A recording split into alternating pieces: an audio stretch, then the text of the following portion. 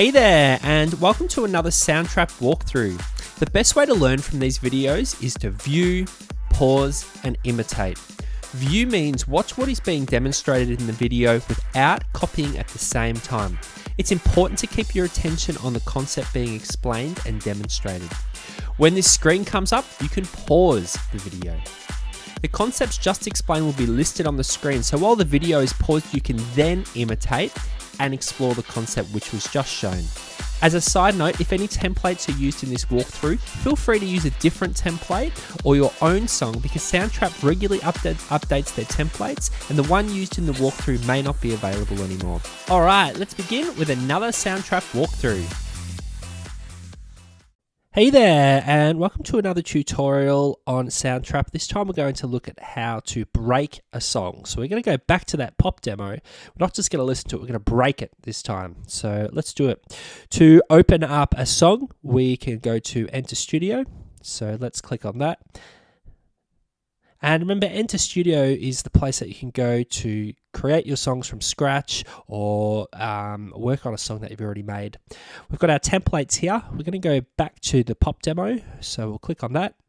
Okay, so here's our song, and let's have a look at the different tracks that we have this time.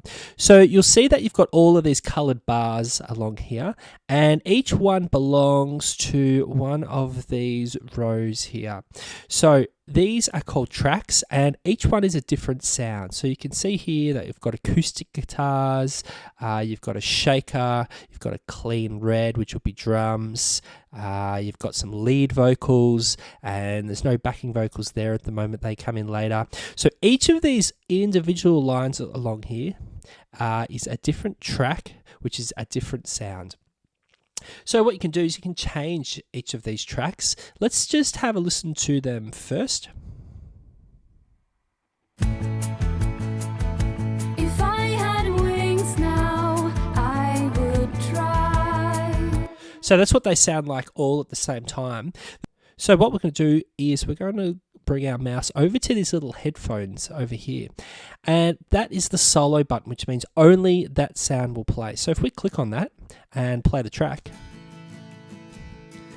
now you can hear it's only acoustic guitars. If we push it again, all the tracks will come in. Let's go to lead vocals.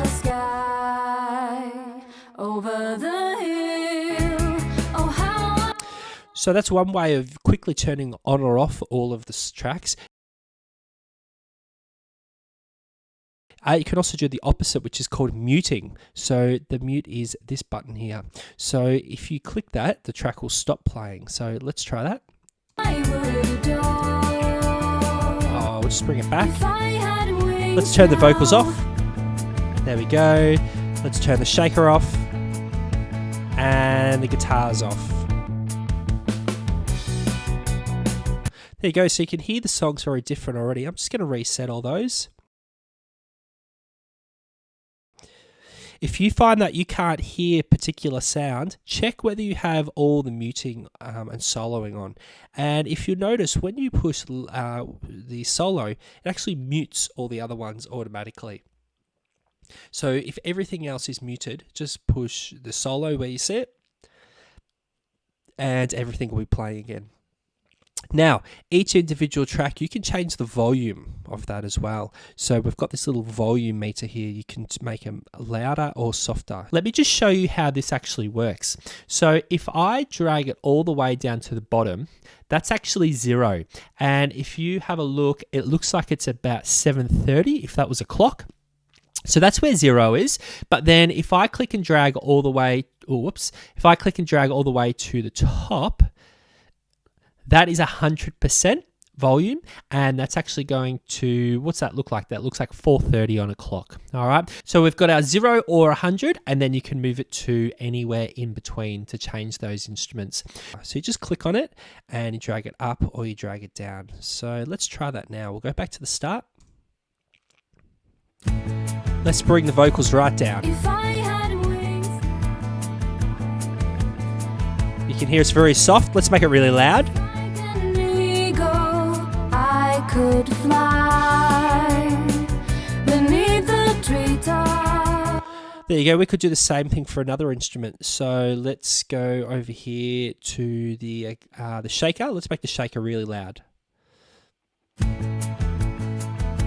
If I had wings now, Let's bring the guitars down. would try. Just like an eagle, I could fly beneath the tree. So there you go. You can hear that you've started to change the song already. The other thing that we can do is you can actually delete a track altogether. So you might want to get rid of some of these. So the shaker here, I don't want the shaker anymore. So I'm just going to click on the little options here, the dots, and I'm going to go to delete track. Yes, I want to delete it. Let's get rid of a guitar. So click on the dots, delete track. Yes, see you later. And let's get rid of the vocals as well, because we're trying to wreck the track here. So delete track. Yes. And now if we have a listen, they're all missing. They're gone. And they're not coming back. So unless you just got to be careful. You don't want to delete too many things in case you're really sure that you're not going to use it anymore. Okay, we've got a new version of the song here. It was called Pop, but we're going to call it something else. So we can rename our song. So if you go up to the title of the song and you click the little pencil, and it was called Pop. I'm going to call it Broken Pop Mess. That'll do. And to save a track, there's two ways to do it. You can actually click just the save button here, which means it's going to save on your account, which means if you go home or use a different computer and you push you open Soundtrap, you'll still be able to open it. The other way to save something is just by exiting straight away. So you can click Exit Studio, and if you haven't saved, it'll have some dialogue just saying, would you like to save?